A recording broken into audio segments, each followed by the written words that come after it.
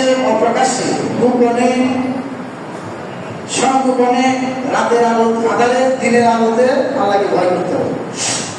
ভয় করেন, এটা হলো এক নাম্বার। সব অবস্থায় আল্লাহ ভয় করতে হবে। যখন একটা বদ্ধ করে একা থাকে দরজা বন্ধ করে, তখন আল্লাহকে ভয় করতে কোনো পাপ করা যাবে না। যখন সরকারি দলে থাকে তখনও পাপ করা যাবে না, যখন বিরোধী দলে থাকে তখনও পাপ করা যাবে না, থানার যখন ওসি থাকে ক্ষমতার জোরে অপরাধ করা যাবে না, যখন আপনি ডিসি থেকে এসপি থেকে অপরাধ করা যাবে না। কিন্তু অধিকাংশ মানুষ এখানে অপরাধ। আল্লাহর ভয়টা কি? আল্লাহর ভয়টা কি? এইখানে মানুষ আছে যে মানুষরা শুধুমাত্র আল্লাহর ভয় করে অন্যের জমিটা ফেরত দেবে, জানে যে এই জমিটার মালিক আমি না, ধান্দা করে কিনছি, আইনের ভাগ করে ধান্দা করে খায়, ওই জমি যদি ফেরত দিতে পারে এটা হলো আল্লাহ। বনী ইসরাইলের যুগে 3 ব্যক্তি বিশাল ঝড়ের কবলে পড়ে পাহাড়ের গোড়ায় একটা বললেন, শুনছেন না হাদিসটা? বের হওয়ার কোনো উপায় নাই, পরস্পর বলাবলি করলো, এখানে পৌঁছে গেলে মনে শেষ হয়ে যাবে, বের হতে পারবো না, কেউ তো জানবেও না যে আমরা এখানে একটা উপায় কি। 3 জন আলোচনা করে বললেন, জীবনে যদি কোনো কাজ একমাত্র আল্লাহর জন্য তারা আজকে ওই কাজের রসুলায় আল্লাহর কাছে দোয়া করি, আল্লাহ আমাদের এই বিষয় বিপদে করতে হবে। তার মধ্যে এক ব্যক্তি কি বললো, বলেন যে আমি জিনা করার জন্য 100 স্বর্ণ মুদ্রা রেডি করছিলাম, অনেক বড় ঘটনা। আমি যখন জিনা করার জন্য রেডি, তখন ওই সুন্দরী নারী শুধু বলছিল, ইত্তাকিল্লাহ ইয়া আব্দাল্লাহ, ওই আল্লাহর বান্দা, আল্লাহর ভয় করো। 100 স্বর্ণ মুদ্রা ফেলে দৌড়ে সেখান থেকে চলে আসছিলাম। এটা না হলে তাকওয়া।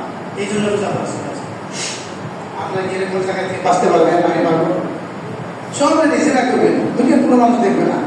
সুন্দরী মহিলা যাকে পাওয়ার জন্য বছরের পর বছর ঘুরছে, টাকা উঁচু করছে, তারপর খালি বললো যে আল্লাহর ভয় করো, চলে আসতে পারবেন।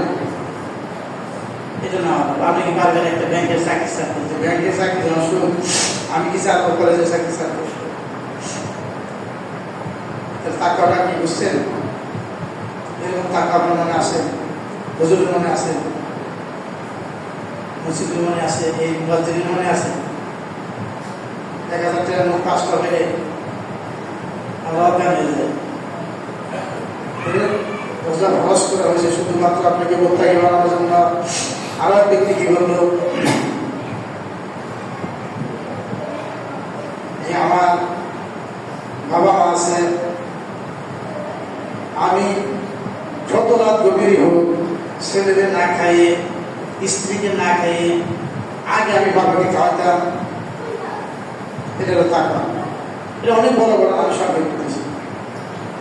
স্ত্রীর উপর, সন্তানের উপর যে ব্যক্তি আল্লাহর জন্য বাবা মাকে গুরুত্ব দেবে, সেটা হলো তাকওয়া। হচ্ছে আপনাকে দেন এই যে মুসলিমরা বিয়াতে সবাই করছেন, ছেলে মেয়ের উপর, স্ত্রীর উপর বাবাকে প্রাধান্য দেন, তাহলে তো আপনি মুত্তাকি হইলেন না। এই রোজা ফরজ হয়েছে যে আল্লাহ যেন আপনাকে পিতা মাতার খেদমত করার সুযোগ দেন। কি বলেন? দেন আপনারা?